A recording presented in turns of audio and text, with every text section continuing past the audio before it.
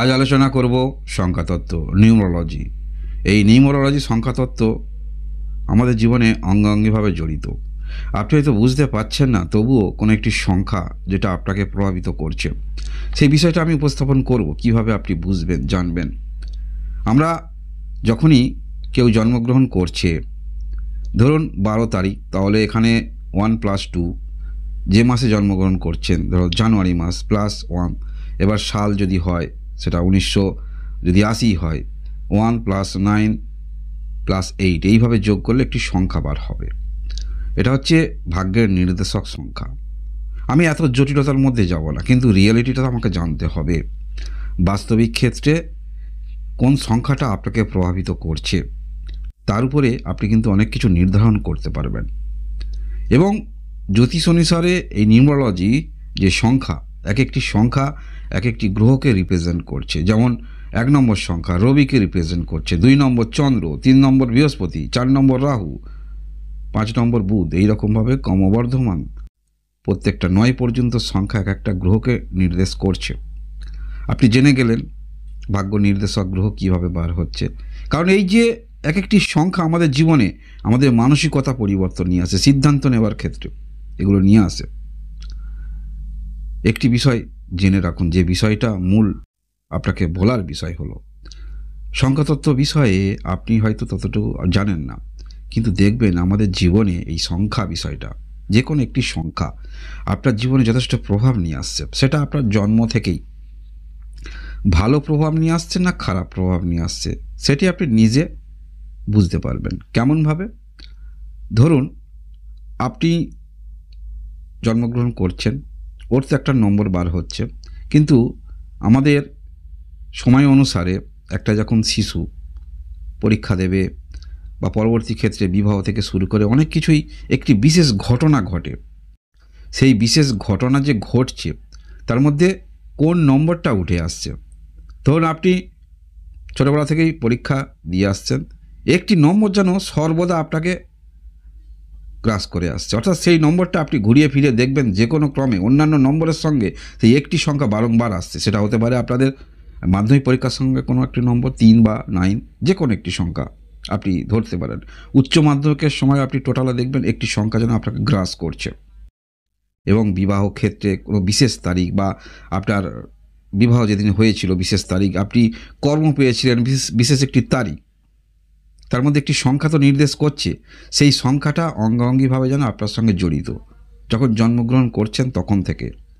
আমি বলছি না যে এইভাবে যে মাস সাল যোগ করে যেটা বার হচ্ছে এইভাবে, সেটা একটা বিষয় আছে, কিন্তু আপনি নিজে অনুভব করবেন যে কোন সংখ্যাটা আপনার সঙ্গে বেশি থাকছে। এইভাবে বিশেষ বিশেষ কিছু মুহূর্তে বা পরীক্ষায় যখন পাস করেছেন টোটালে, বা কোনো একটি ভালো ঘটনা ঘটছে এই তারিখে, বা এই যে তারিখ কোনো একটি বিশেষ তারিখে যে হচ্ছে, বা কোনো একটি বিশেষ নম্বর, সেটা 1 থেকে 9-এর মধ্যে যে কোনো সংখ্যা হতে পারে, বারংবার সেই নম্বরটা আপনার সঙ্গে যেন অঙ্গাঙ্গিভাবে জড়িত। সেটা দেখছেন আপনার কোনো ক্রমে আবার আপনার মোবাইল নাম্বারের সঙ্গেও সেটা এসে যাচ্ছে, একই নম্বর। সেটা 3 হতে পারে, 9 হতে পারে, 4 হতে পারে, যে কোনো একটি সংখ্যা আপনি নিজে অনুভব করতে পারবেন যেই নম্বরটা। তখন আপনার মধ্যে মনের মধ্যে প্রশ্ন আসবে যে এই নম্বরটা কেন বারংবার আপনার জীবনে আসছে। সেটা শুরু থেকে কোনো শুভ ঘটনা বা অশুভ ঘটনায় কোনো নম্বর আসছে কি না, এটা আপনি নিজে বুঝতে পারবেন। তারপরেই আপনি দেখবেন যে নম্বরটা আপনার জীবনে বারংবার আসছে, শুভ ক্ষেত্রে আসছে, এবং সেই নম্বর অনুসারে কোন গ্রহকে রিপ্রেজেন্ট করছে, তাহলে সেই গ্রহ আপনার দিক থেকে শুভ। আর যদি দেখেন যে এই নম্বরটা আপনার জীবনে কোনো খারাপ ফল নিয়ে আসছে না, অথচ মধ্যম ফলাফল কিছু নিয়ে আসছে, তাহলে আপনি মধ্যম ধরে চলতে পারেন। কোনো একটি নম্বর দেখছেন এই নম্বরটা যখনই আপনার জীবনে আসে কোনো একটি ভালো খারাপ সময় নিয়ে আসে, বা সেই দিনে আপনি ব্যর্থ হয়েছিলেন, দিনটা মনে আছে। আমাদের যেমন স্মরণীয় দিন মনে থাকে কোনো ভালো কিছু ঘটনা ঘটলে, এবং আমাদের জীবনে কোনো ব্যর্থতার দিনও সেটি মনে থাকে, যেটা এই তারিখ এটি হয়েছিল, সেই দিনটাও মনে থাকে। তাহলে সেদিনও দেখবেন, যদি কোনো রকম আপনার সঙ্গে না হয় ভালো, যদি আপনি খারাপ কিছু অনুভব করেন, হয়তো সেদিনে আপনার চাকরি, আপনি পরীক্ষা ছিল ব্যর্থ হয়েছেন, বা খুব কাছাকাছি ক্লোজ থেকে আপনি সরে এসেছেন, একটি তো তারিখ ছিল, সেই তারিখে সেই নম্বরটা যে পাওয়া যাচ্ছে সেটা কি ছিল, তাহলে জানবেন সেই গ্রহ আপনাকে কিন্তু সাপোর্ট করছে না। এটা কিন্তু রিয়েলিটি আপনি বুঝতে পারবেন।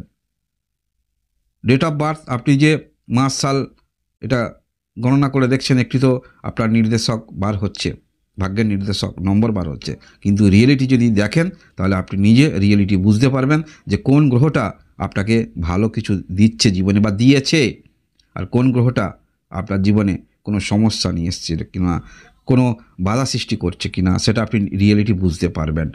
কারণ কি, পূর্বেই বললাম 1 থেকে 9 পর্যন্ত প্রত্যেকটা গ্রহ এক একটি নম্বরকে রিপ্রেজেন্ট করে। আবারও শুনে নিন, 1 নম্বর রবিকে রিপ্রেজেন্ট করছে, রবি গ্রহকে। 2 নম্বর চন্দ্র, 3 নম্বর বৃহস্পতি, 4 নম্বর গ্রহ হচ্ছে রাহু, 5 নম্বর বুধ, 6 নম্বর শুক্র, 7 নম্বর কেতু, 8 নম্বর শনি এবং 9 নম্বর মঙ্গল। এই কটা 9 পর্যন্ত সংখ্যা এই 9টি গ্রহকে রিপ্রেজেন্ট করছে। এবার দেখবেন আপনার নিজের জন্মকালীন কুণ্ডলিতে এই গ্রহের অবস্থানও আপনি দেখতে পারেন বৈদিক জ্যোতিষ অনুসারে, কিন্তু সংখ্যাতত্ত্ব অনুসারে যেহেতু আলোচনা করছি, নিউমারোলজি অনুসারে আপনি দেখবেন যে কোন নম্বরটা বেশি আপনার জীবনে প্রভাব তৈরি করছে। তাহলে সেই নম্বরের ক্ষেত্রে বা সেই গ্রহ আপনাকে হয়তো ততটা সাপোর্ট করছে না। সেই অনুসারে আপনি উপায় অবশ্যই করতে পারেন। সেই গ্রহকে শান্ত করার জন্য কিছু করা যেতে পারে, যাতে আপনার জীবনে কোনো নেগেটিভিটি না আসে। আমরা ভগবানকে কেন পূজা দিয়ে থাকি? আমাদের যাতে ভালো থাকি, সুস্থ থাকি, ভগবান যাতে আমাদের ভালো রাখে। সেরকম গ্রহ শান্তি বা গ্রহকে সন্তুষ্ট করা জপ আছে, বিভিন্ন রকম পদ্ধতি আছে, সেটা আপনি করতে পারেন। সে করলে সেই যে সংখ্যাটার গ্রহটা অনেকটা প্রশমিত হবে, যার ফলে আপনারা ভালো পজিটিভ ফল পাবেন। এই যে ইংরাজি নতুন বছর আসছে 2026, এই 2026 সাল আপনার কেমন যাবে সেটা যদি আপনি দেখেন, এটা যদি যোগ করে দেখেন, মানে 2026 সাল কোন গ্রহের পড়ছে, 1 নম্বর পড়ছে। কিন্তু কিভাবে পড়ছে? 2026 2 শূন্য প্লাস 2 প্লাস 6, তাহলে 10 আসছে। 10 বলতে এখানে 1 ধরতে হবে। তাই এই 2026 সাল 1 নম্বরকে রিপ্রেজেন্ট করছে, অর্থাৎ এখানে আমরা দেখতে পাচ্ছি রবি গ্রহ, 1 নম্বর রবি। এবার দেখুন আপনি রিয়েলিটি 1 নম্বর সংখ্যা থেকে কোনো ভালো কিছু ফলাফল পেয়েছেন কি না।